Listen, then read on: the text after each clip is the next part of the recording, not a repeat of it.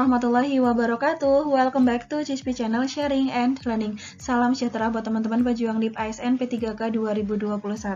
Oke, lanjut lagi ya teman-teman. Kali ini kita akan belajar materi teknis pedagogik, yaitu tentang tokoh dari teori belajar dan juga implementasinya dalam pembelajaran. Jadi memang materi ini banyak sekali ya kemarin keluar di tes seleksi P3K tahap yang pertama. Dan seperti yang teman-teman tahu, untuk seleksi P3K tahap yang kedua akan dimulai 10 November 2021. Jadi menghitung hari ya, tidak lama lagi teman-teman. Jadi maksimalkan waktu yang ada untuk benar-benar persiapannya bisa optimal gitu ya. Oke, jangan lupa teman-teman untuk like video ini, subscribe, nyalakan juga lonceng notifikasi supaya teman-teman tidak ketinggalan update dan juga materi-materi seputar tes yang akan diujikan atau soal-soal yang akan diujikan di tes P3K tahap kedua 2021. Dan ada info nih buat teman-teman yang akan join tryout ke-10 by Cispi Channel. Itu bisa diikuti oleh semua ya, semua formasi, semua guru, mau PGSD mau guru mapel itu bisa ikut. Nanti tunggu saja infonya, teman-teman bisa cek di IG aku cispi_47 ya, cispi_47. Buat teman-teman juga yang belum gabung di grup Telegram, silahkan bisa cek linknya ada di deskripsi ya, grup Telegram untuk PGSD dan juga untuk guru mapel. Oke, langsung saja kita ke video pembahasannya. Oh ya, satu lagi nih, teman-teman juga ini banyak yang tanya, Kak, kan untuk pendaftaran atau pemilihan formasi tahap yang kedua itu kan dimulai 1 November 2021. Tapi kok belum bisa diakses ya? Iya, jadi seperti yang teman-teman bisa buka di SSCN, di situ ada pemberitahuan bahwa memang pendaftaran itu masih sama nih tanggalnya di 1 November 2021, tapi teman-teman bisa akses nanti mulai pukul 18.30 WIB ya. Jadi bisa dibuka saja pukul 18.30 WIB ya teman-teman. Dan saya cuma pesan saja buat teman-teman untuk pemilihan formasi itu teman-teman harus tahu dulu aturan-aturan nanti di seleksi tahap yang kedua itu seperti apa gitu ya. Jangan sampai nanti dalam kita memilih formasi itu kita tidak tahu aturan-aturannya gitu. Oke, buat teman-teman yang belum bisa join di Cispi Bimbel, jangan khawatir ya teman-teman, karena di sini teman-teman bisa belajar di aplikasi Ayo PPPK. Seperti ini teman-teman untuk tampilannya. Nah, kenapa sih harus di Ayo PPPK? Karena nanti di sini teman-teman akan dapat paket tryout ya, dan itu tampilannya CAT nih teman-teman. Jadi mirip sekali dengan tes sesungguhnya. Nah, teman-teman bakalan terbiasa untuk mengerjakan soal-soal yang sesuai dengan nanti tampilan seperti tes sesungguhnya gitu ya. Selain itu, teman-teman bisa perhatikan di sini ada timernya. Nah, seperti yang sering sekali aku sampaikan bahwa penting sekali yang namanya simulasi, yaitu kita latihan soal-soal sesuai yang akan diujikan dengan timer. Jadi kita sudah bisa berlatih untuk manajemen waktu gitu teman-teman. Jadi memang banyak sekali fitur dan juga fasilitas yang bisa didapatkan di Ayo PPPK ini. Nah, selain dari fitur-fitur tadi nih, teman-teman juga nanti nih dapat grafik dari latihan yang sudah teman-teman lakukan. Jadi teman-teman itu tahu nanti kekurangannya, kelemahannya itu di mana gitu ya. Lalu teman-teman juga bisa akses kapan saja dan di mana saja. Bisa pakai smartphone, bisa pakai laptop juga. Dan ini tampilannya simple banget dan juga mudah untuk digunakan.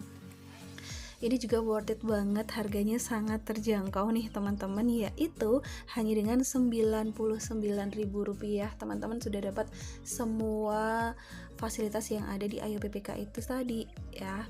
Dan itu juga bisa didapatkan dengan full akses selama 12 bulan. Juga nanti jangan khawatir karena ada juga kunci jawaban dan pembahasannya. Bisa teman-teman simak berulang-ulang gitu ya. Dan ini lengkap lagi karena materinya itu ada manajerial, lalu ada teknis sesuai dengan bidang teknisnya teman-teman itu apa, juga ada sosiokultural. So, teman-teman tunggu apa lagi? Sekarang juga join di Ayo PPPK. Soal yang pertama, Pada saat mengajar, guru melakukan apersepsi dengan mengaitkan pelajaran sebelumnya dengan pelajaran yang akan dilaksanakan. Pada kegiatan apersepsi ini, guru mencoba menggali atau eksplorasi dengan pertanyaan-pertanyaan yang dilemparkan kepada siswa dan menjadi prasyarat untuk mempelajari materi yang akan dipelajari. Dalam kegiatan pembelajaran tersebut, guru telah berprinsip pada teori belajar menurut apakah Jean Piaget, David Ausubel, Gagne, Abraham Maslow, atau Brunner? Oke, silakan teman-teman bisa dijawab terlebih dahulu. Jadi di sini keywordnya apa sih? Iya, keywordnya di sini adalah mengaitkan. Ini, mengaitkan pelajaran sebelumnya dengan pelajaran yang akan dilaksanakan. Gitu. Dan itu sesuai dengan teori belajar menurut, betul sekali, David Ausubel. Nah, David Ausubel ini yang biasa kita kenal dengan belajar bermakna atau meaningful learning, teman-teman. Dimana pada pembelajaran bermakna ini nantinya akan ada pengaitan antara materi atau informasi sebelumnya yang telah diketahui oleh peserta didik dengan informasi baru yang akan diterima gitu. Dan nantinya dalam kegiatan itu sangat diperlukan adanya alat penghubung yang dapat menjembatani informasi atau ide-ide baru dengan materi pelajaran yang telah diterima. Alat penghubung yang dimaksud oleh Ausubel tersebut yaitu Advanced Organizer. Pasti pernah dengar ya ini ya tentang Advanced Organizer itu. Jadi, model pembelajaran Advanced Organizer merupakan suatu cara belajar untuk memperoleh pengetahuan baru yang dikaitkan dengan pengetahuan yang telah ada pada pembelajaran. Yang artinya, setiap pengetahuan mempunyai struktur konsep tertentu yang membentuk kerangka dari sistem pemrosesan informasi yang dikembangkan dalam pengetahuan ilmu tersebut. Oke, kita bahas nih untuk teori belajar yang lain. Ada Jean Piaget, Gagne, Abraham Maslow, dan juga Brunner.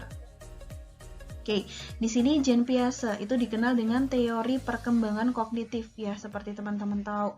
Ada sensori motorik, ada tahap operasional konkret ya, praoperasional juga, ada operasional formal gitu teman-teman. Dan di sini juga ada yang namanya asimilasi, akomodasi, dan juga ekuilibrasi. Mungkin di sini ada teman-teman yang tanya, loh Kak, itu antara pengaitan pengetahuan tersebut bukannya Jean Piaget ya, yaitu asimilasi gitu. Nah, kalau pertanyaannya hanya pengaitan saja nih teman-teman, pengaitan antara informasi yang sudah dimiliki dengan nantinya informasi baru yang akan diterima, itu adalah teori belajarnya dari belajar bermakna dari David Ausubel, teman-teman. Tapi kalau untuk Jean Piaget itu mengaitkan itu hanya untuk asimilasinya saja. Ya, jadi asimilasi itu adalah proses kognitif berupa penyerapan pengalaman baru di mana seseorang memadukan stimulus atau persepsi ke dalam skemata atau perilaku yang telah ada. Hanya ke asimilasinya saja. Sedangkan kan di sini masih ada akomodasi, masih ada juga ekuilibrasi gitu. Jadi untuk soal yang tadi lebih menunjukkan kepada teori belajar bermakna atau meaningful learning gitu ya.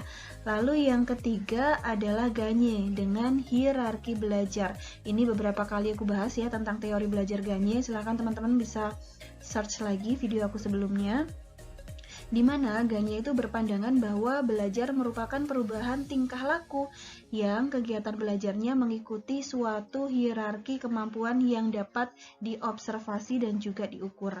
Oleh sebab itu, teori belajar yang dikemukakan oleh Gagne ini disebut dengan teori hierarki belajar.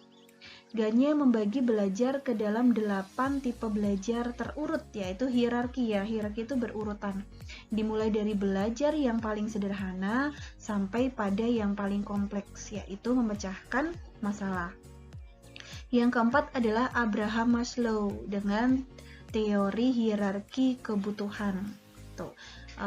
yang teman-teman pasti sudah pernah pelajari juga ya, ini ya, kebutuhan mulai dari yang paling dasar yaitu psychological needs itu sampai dengan kebutuhan yang paling tinggi yaitu aktualisasi diri.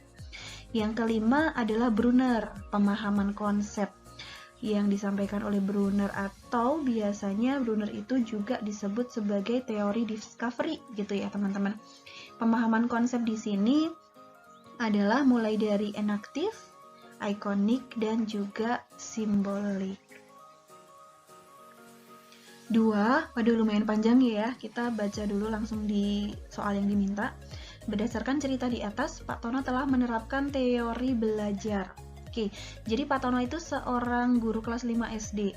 Setiap pagi, Pak Tono membuka pelajaran dengan bertanya kepada siswa terkait sarapan pagi, mendisiplinkan siswa untuk berseragam rapi, kemudian dalam pembelajaran lebih banyak memberikan penguatan perilaku atau reinforcement melalui pujian atau ganjaran atas segala perilaku positif siswa daripada pemberian hukuman atas perilaku negatif siswa. Pak Tono sering memberikan komentar dan umpan balik yang positif daripada yang negatif. Ketika harus mendisiplinkan siswa, Pak Tono sedapat mungkin dilakukan secara pribadi, tidak di depan umum, serta memberikan penghargaan atas pekerjaan, usaha, dan prestasi yang diperoleh siswa. Pak Tono pun memberikan kebebasan kepada siswa untuk menggali dan menjelajah kemampuan serta potensi yang dimilikinya. Termasuk teori belajar menurut Jean Piaget, Vygotsky, Kolb, Maslow, ataukah Ausubel. Oke, kita lihat di sini ya, bahwa membuka pelajaran dengan bertanya kepada siswa terkait sarapan pagi. Nah, di sini disampaikan tentang sarapan pagi nih, teman-teman.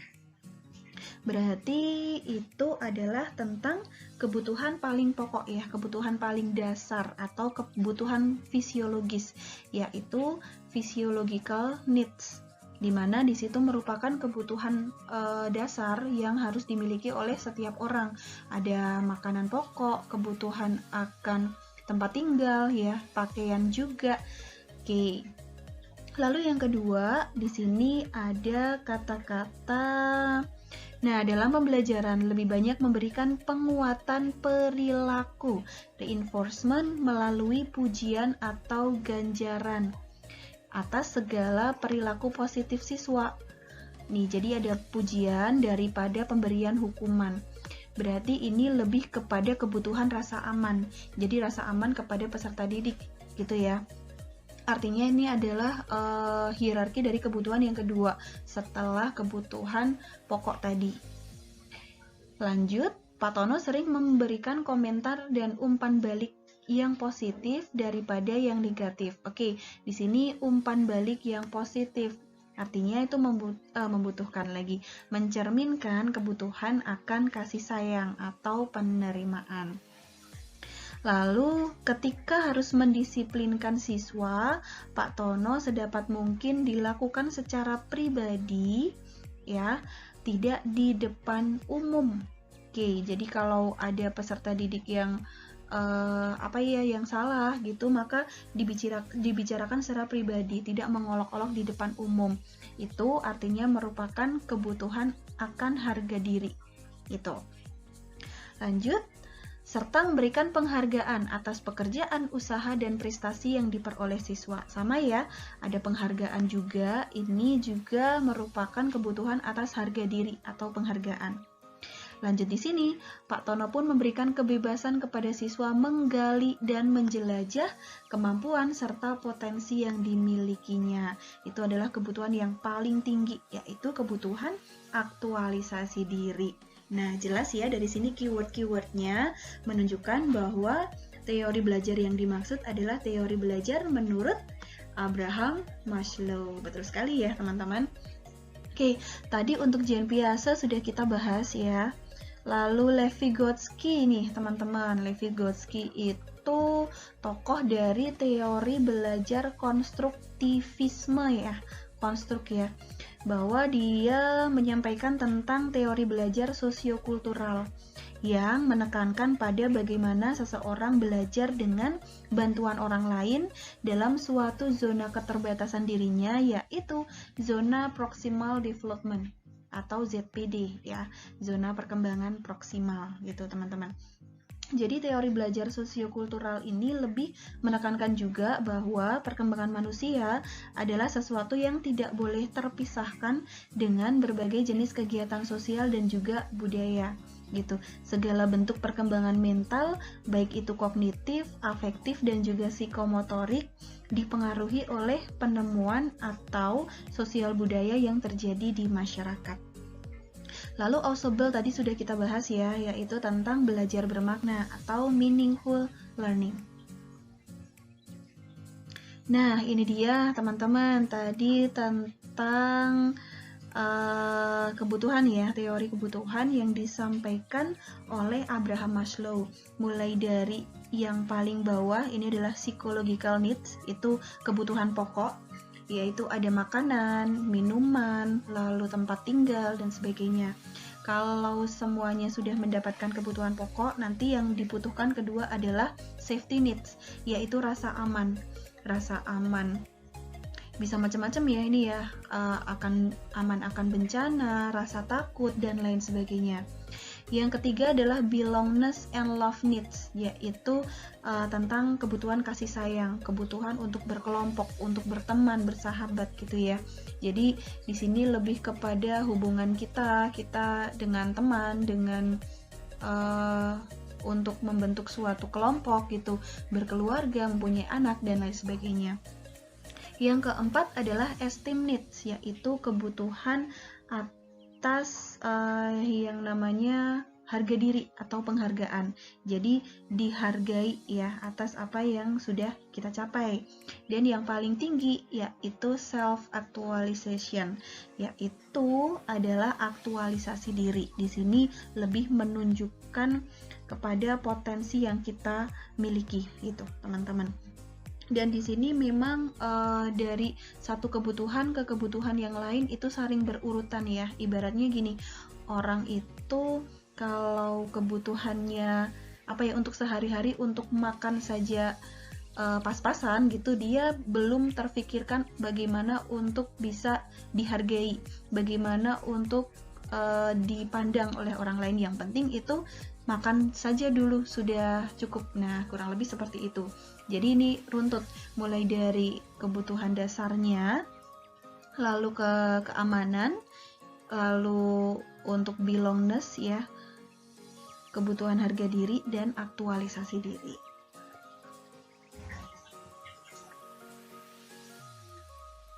Soal nomor 3, pengalaman belajar yang diperoleh peserta didik akan semakin banyak jika media pembelajaran semakin konkret. Peserta didik mempelajari bahan pengajaran. Sebaliknya, jika peserta didik semakin abstrak dalam mempelajari bahan pengajaran, maka semakin sedikit pengalaman belajar yang diperoleh.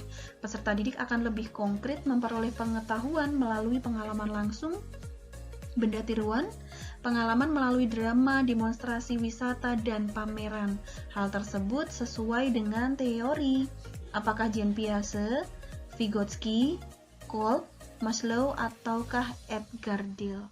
Oke, di sini keywordnya kita dapat ya, bahwa memang peserta didik itu akan lebih memaknai, akan lebih mudah menerima suatu pembelajaran jika lebih konkret nih yang diperoleh.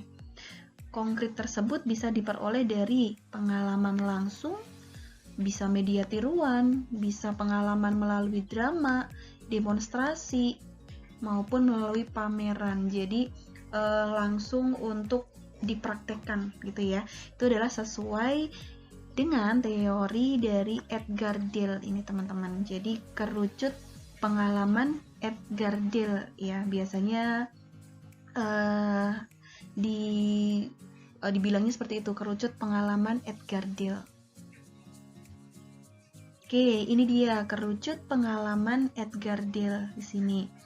Nah, menurut Edgar Dale itu pembelajaran lebih mengutamakan keaktifan peran serta dari siswa dalam berinteraksi dengan situasi belajarnya melalui panca indera, baik itu penglihatan, pendengaran, perabaan, penciuman, dan juga pengecapan.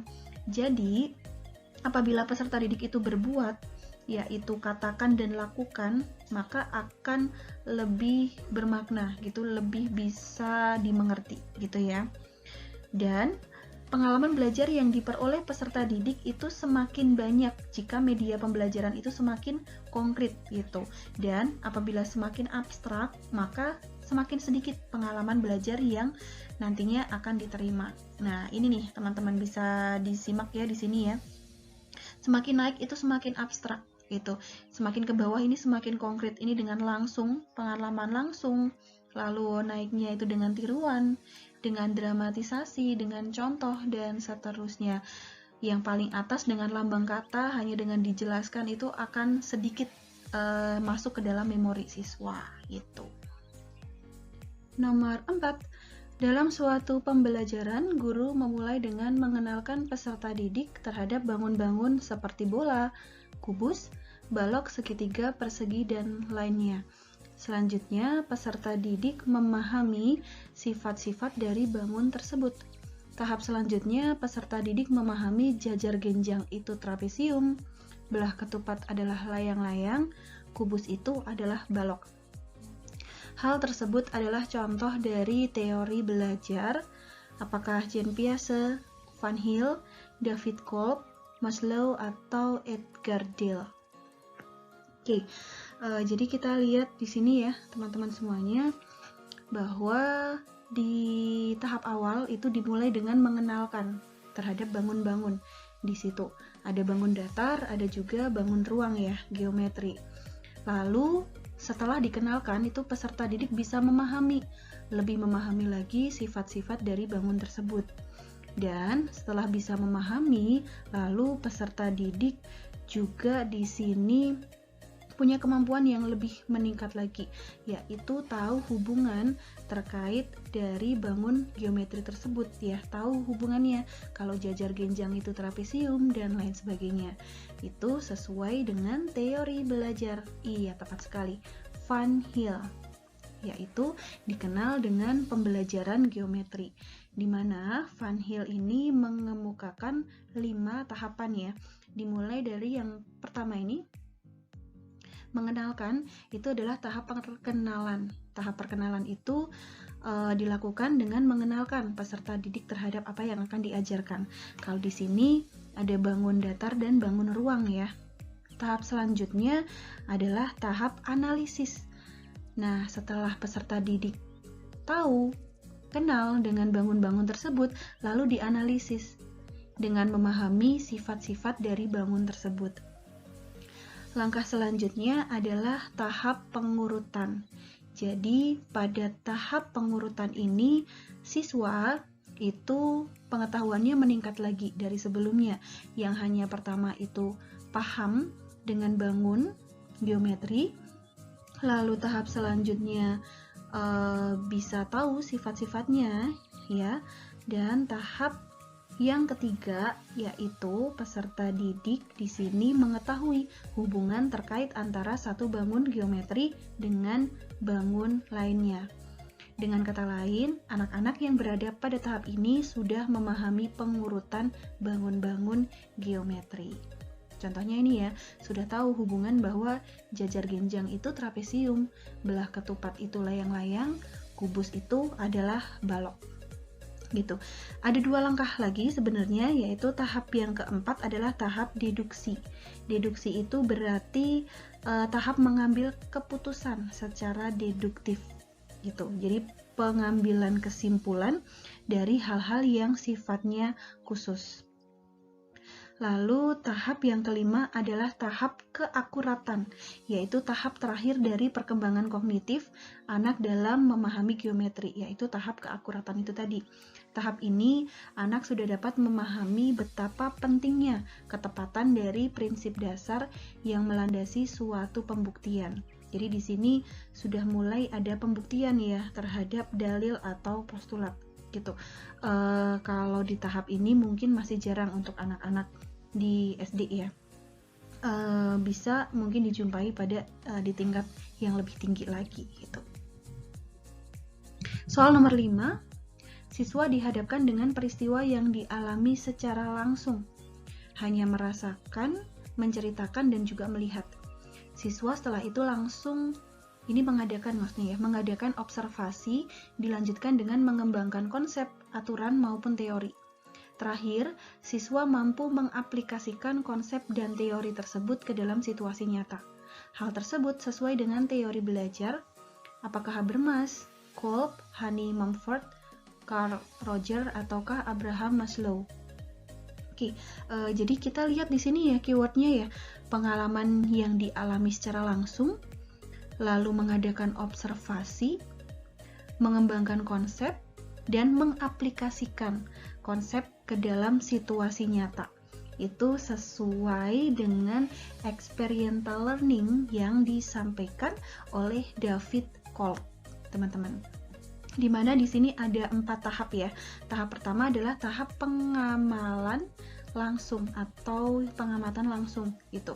Ditandai dengan adanya peristiwa yang dialami secara langsung. Itu ya, teman-teman. Tahap yang kedua adalah tahap pengamatan aktif dan juga reflektif. Aktif dan reflektif ya, di sini ditandai dengan adanya observasi yang dilakukan terhadap peristiwa yang dialami tadi gitu. Bisa juga dengan mencari jawaban, lalu merefleksi, mengembangkan pertanyaan-pertanyaan bagaimana sih peristiwa itu terjadi, mengapa peristiwa itu terjadi gitu ya. Dilanjutkan dengan tahap konseptualisasi. Tahap konseptualisasi ini bisa dilakukan dengan mengembangkan konsep-konsep, ada aturan-aturan, lalu teori-teori, dalil, prosedur ya tentang sesuatu yang atau yang sedang terjadi atau peristiwa tersebut gitu. Dan tahap yang terakhir yaitu tahap eksperimentasi aktif, active experimentation. Di tahap ini peserta didik atau siswa tadi kan sudah bisa mengembangkan konsep, aturan, teori gitu ya. Di sini sudah mulai mengaplikasikan dalil-dalil, konsep-konsep, teori tersebut ke dalam situasi nyata. Itu ya, teman-teman. Lanjut soal ke-6. Guru dalam menyampaikan pelajarannya harus memberikan metode-metode yang mudah untuk dipahami dan diikuti oleh siswa-siswanya. Hal ini dilakukan agar siswa lebih mudah untuk memilih metode mana yang akan diikuti dan diterapkan dalam mengerjakan soal-soal. Cara yang digunakan guru tersebut merupakan salah satu penerapan dari teori belajar. Apakah Bandura, Brunner, Thorndike, Skinner, atau Ausubel? Oke, jadi di sini kita dapat keywordnya ya, metode yang mudah dipahami dan diikuti.